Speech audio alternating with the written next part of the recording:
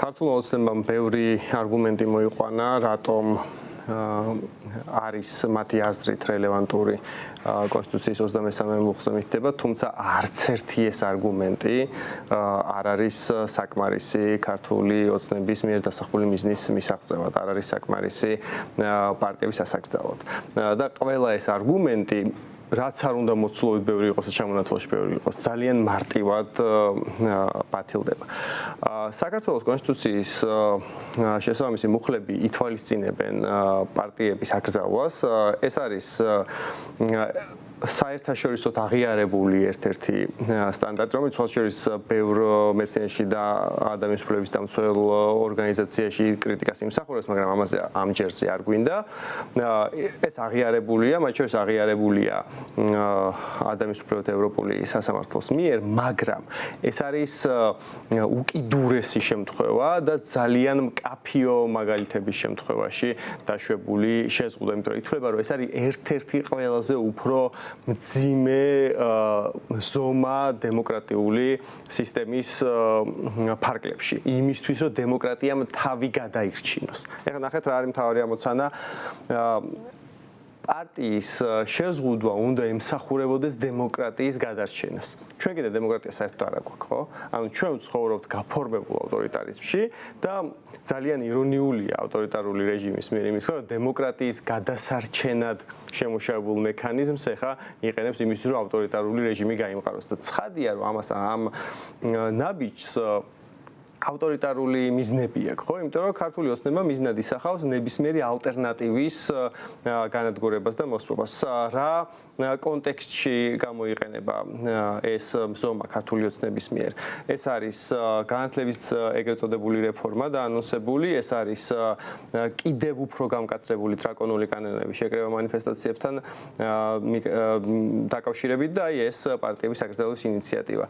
ეს არის სამი მიმართულება, რომელიც ქართულმა ოცნებამ ეხლა სურს რომ გადატეხოს.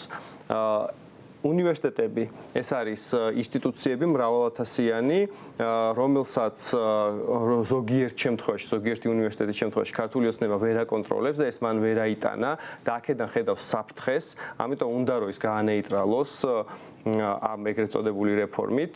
ეს არის ერთი მიმართულება. მეორე მიმართულება, ეს არის წინააღმდეგობა ადამიანები ქუჩაში, რომლებიც არ ცნობენ ქართული ოცნების ლეგიტიმურობას და მისი გადატეხვა ამ რეპრესიული კანონმდებლობით და აი მას შემდეგ რაც ესეთ რეპრესიულ მექანიზმებს გამოიყენებს.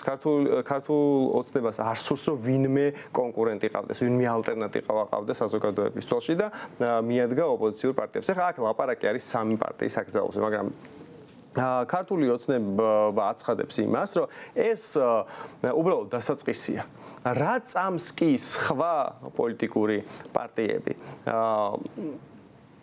გადადგამენ ნაბიჯს და რეალურ ძალას შეიძენენ, მან ახსენა დროა გირჩი, რესპუბლიკური პარტია და ასე შემდეგ, მაგრამ იგულისხმება ნებისმიერი სხვა ინიციატივა, რომელიც ოდნავ მაინც მოძლიერდება. მაშინვე დაექვემდებარება ამ რეპრესიულ მექანიზმს და მაშინვე ეს პარტიები გაუქმდებიან იმისთვის, რომ ალტერნატივა არ ყავდეს და მხოლოდ იმას დატოვებენ ეგრეთ წოდებული ოპოზიციის სახით, რომელიც მისთვის კომფორტულია და რომლის პირობებშიც ის არ ელისრო რაღაცა მნიშვნელოვანი გამოწვევების წინაშე დადგება. ვახუშტი, ამ საერთაშორისო საუბარია კოალიციებზეც, ხო? აი მაგალითად კოალიცია ცვლილებისთვის. რა ხდება იმ შემთხვევაში, თუ კი საკონსტიტუციო სასამართლო დააკმაყოფილებს ამ სარჩელს, ამ კოალიციაში შემავალი პოლიტიკურ პარტიებს ეკნებათ თუ არა განაგრძონ პოლიტიკური საქმიანობა, თუ როგორ ჯერჯერობით სარჩელი არ გამოქვეყნებულა, ამიტომ მე არ გავცნობი ყოველ შემთხვევაში სანამ ეთერი დაიწყებოდა იქამდე შემოწმება არ იყო ეს გამოქვეყნებული, თუმცა უნდა ვიხსენოთ იმ ოფიციალურ განცხადებებს, რაც დღეს გაკეთდა და ისინი ამბობენ, რომ კოალიციაში შემავალ პარტიებს ამ ეტაპზე არ გააუქმებენ, მაგრამ გაუქმების საკითხით ის წესრიგში დადგება მაშინვე როცა კი ეს პარტიები სერიოზულ ძალას გამოაჩენენ. რა თქვა ქართულმა ოცნებამ? იმიტომ კი არ გძალო, რომ აკრძალვის საფუძვლები არ ამაქვს.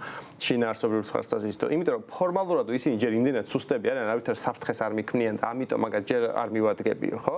მაგრამ შეუქმნიან თუ არა საფრთხეს იმ თვალსაზრისით, რომ ამომრჩევლის შესაბამის მხარდაჭერას მოიპოვებენ და თქვათ მიუახლოვდებიან 5%-იან ბარიერს, მაშინვე გამოვიყენებ ამ რეპრესიულ მექანიზმს. თავისი პირი თქვა ქართულმა ოცნებამ ეს. ანუ აქ ლაპარაკი არის იმაზე, რომ რა ქართული ოცნების სტრატეგია ჩვენ უნდა აღვიქვათ შემდეგნაირად. მას არ სურს ერთიანი შეტევა ისე რომ ქართულ საზოგადოების შოკი გამოიწვევს, რომ მთელ ოპოზიციას აუქმებს. მისი გამოიწვევს თუ არ გამოიწვევს ეს მეორე საკითხია, მაგრამ მისი სტრატეგია ესეთია, რომ მოდი ახლა აუგზავნავ აი ამ სამ პარტიას, საზოგადოებას ვაფიქრებინებ, რომ აი ამ სამს ვგზავნავ ხოლმე სხვა დანარჩენს ხო არ ვეხები. ამით საზოგადოების რაღაც ნაწილში მე გამოვიწვევ შემწყნარებლობას და ლოიალობას ამ ნაბიჯის მიმართ, მაგრამ რა წამს სხვა პოლიტიკური ერთობები გარკვეულ ძალას აჩვენებენ და როგორც ჩემი ალტერნატივა ისე გამოჩნდებიან ფიქრობს ქართული ოცნება, მაშინვე უკვე გაკვალულ გზაზე მარტივად არაკონსტიტუციურად გამოაცხადებენ საკონსტიტუციო სასამართლოს, მით უმეტესად საკონსტიტუციო სასამართლო ქართული ოცნების სრულ კონტროლს ქვეშ იმყოფება, ხო? იქ არის 1-2 მოსამართლე, რომელმაც შეიძლება იქ განსხვავებული აზრის დაწერა. დანარჩენი ერთ კითხვას არ დასვამს იმაზე საკონსტიტუციო სასამართლო რა გაწყვეტილება უნდა მიიღოს იმისგან განსხვავებით, რასაც ოცნება მას შესთავაზებს და რაც მოსთხოვს უფრო სწორად. შალვა პოპოაშვილის დღევანდელ ბრიფინგამდე ვახუშტი იყო მოლოდინი, რომ ფიზიკურ პირებსაც, კონკრეტულ პირებსაც აეგზალებოდათ პოლიტიკური საქმიანობა, თუმცა ჯერჯერობით ამ ნაწილში შეიძლება ითქვას, რომ უკან დაიხია ქართულმა ოცნებამ. იგივე სტრატეგიაა. ისინი ყველა იარაღიდან ერთდროულად არის სრიან. ამ წუთას სჭირდებათ ის კალიბრი, რა კალიბრის ამ სამ პარტიას ეხება, ხვალ დასჭირდებათ კალიბრი, რომელიც ყველა სხვა დანარჩენს შეეხება და ზეგ დასჭირდებათ კალიბრი, რომელიც შეეხება ინდივიდუალურ პირებს. ესე უნდა შევხედოთ ამ საკითხს. ასეთი არის ქართული ოცნების განზრახვა, რომ ისინი ამ წუთას იმიტომ არ აკეთებენ ამას, რომ არ ფიქრობენ, რომ არ სჭირდებათ და ფიქრობენ, რომ ნელ-ნელა უნდა შეაგუონ საზოგადოება ამ რეპრესიულ მექანიზმებს. ჩვენ ნახეთ იგივე გააკეთეს მანიფესტაციის კანონმდებლობასთან დაკავშირებით, ხო? იგივე გააკეთეს ეგრეთ წოდებული აგენტების შესახებ კანონმდებლობასთან დაკავშირებით. ჯერ შემოაქვთ მცირედი შეზღუდვები და მერე ჯერ ჯარიმები გაზარდეს, მერე დაამატეს პირბადეების ტარება, მერე პატიმრობის ვადები გაზარდეს, მერე ადგენენ და საერთოდ მოხსნეს ჯარიმები და მარტო პატიმრობა დატოვეს და სისხლის სამართლის პასუხისმგებლობა დაუმატეს. ასე გააკეთეს აგენტების კანონმდებლობასთან დაკავშირებით, ხო? თავიდან ეს იყო ფინანსებზე მიბმული, მერე ადგენენ და თქვენ რომ ნებისმიერი კავშირი უცხო ძალასთან აგენტად გაქცევს, მერე ადგენენ და ჩაკეტეს საერთოდ თანხის მოძრაობის მექანიზმები ადგილობრივი სამოქალაქო სექტორის ანგარიშებზე. ანუ ნელ-ნელა ნაბიჯ-ნაბიჯს აკეთებენ ამას და იგივეა ეს. ახლა ამ სამ პარტიას აკრძალავენ, ხვალ აკრძალავენ კოალიციაში შემავალ პარტიებს და ნებისმიერ სხვა პოლიტიკურ ძალას, რომელიც ახლიდან გამოჩნდება და სერიოზულ ძალას შეიძენს და მერე ინდივიდუალურ პირებსაც გადავლენ. ეს არის ქართული ოცნების ძალიან მკაფიო სტრატეგია ბოლო 2 წლის განმავლობაში. ამ მაგზაულთან დაკავშირებით ვახუშტი ქართული ოცნების ერთ-ერთი არგუმენტი არის, რომ სხვა ქვეყნებშიც მომხდარა მსგავსი პრეცედენტები და ამის მაგალითად მოყავთ გერმანია, ხო? რა განასხვავებს ამ პროცესებს საქართველოსგან მაგახსნით. კიდევ ერთხელ ვამბობ, პარტიების აკრძალვის მექანიზმი არის კონსტიტუციურ სამართალში დაშვებული მექანიზმი, მაგრამ ის არის ძალიან იშვიათი მექანიზმი. აი მაგალითად, გერმანიაში აკრძალეს სოციალისტური რაიხის პარტია, რომელიც იყო 52 წელს თუ სწორად მახსოვს, რომელიც იყო ნაცისტური პარტიის მემკვიდრე პარტია. მასში მონაწილეობდნენ აუშვიცზე პასუხისმგებელი პირები, SS-ის მაღალი თანამდებობის პირები, მესამე რაიხის მაღალი თანამდებობის პირები იყვნენ ამ პარტიის წევრები და ეს პარტია პირდაპირ ამბობდა, რომ თავისი პარტიული სტრუქტურა უნდა მოეხვია თავზე გერმანიის დემოკრატიული წყობისთვის, ეს პარტიის პროგრამაში ეწერათ და უნდა შეექმნათ იმისგან განსხვავებული სახელმწიფო, რაც კონსტიტუციაში ეწერა და თავიანთი პარტიული სტრუქტურა თავზე უნდა მოეხვიათ ქვეყნისთვის აი ამ არადემოკრატიული მეთოდებით, ხო? და იქ რასობრივი უპირატესობა და ასე შემდეგ. ბევრი ისეთი საკითხი იყო, რომელიც პირდაპირ მიუთითებდა იმაზე, რომ ეს პარტია გერმანიის კონსტიტუციური წესრიგის წინააღმდეგია, მაგრამ ამ შემთხვევაშიც კი ძალიან ესე იგი რთულად მიიღო გერმანიის საკონსტიტუციო სასამართლომ ეს გადაწყვეტილება, ხო? დასჭირდა ძალიან ვრცელი მსჯელობა ამის დასასაბუთებლად და მიმოხილვად. ქართული ოცნება, რასაც გვეუბნება, მაგალითად გვეუბნება, რომ უნდა აუგზავნოთ, იმიტომ რომ ეს პარტიები საფრთხეს უქმნიან კონსტიტუციურ წესწყობილებას. კონსტიტუციური წესწყობილება რა არის? ტერიტორიული მთლიანობაზე ხელისუფლების არაღიარება და მსგავსი მიზეზები რა არის კონსტიტუციური წესწყობილება? კონსტიტუციური წესწყობილება არის, რომ ეხლა საქართველო არის კონსტიტუციის მიხედვით დემოკრატიული რესპუბლიკა.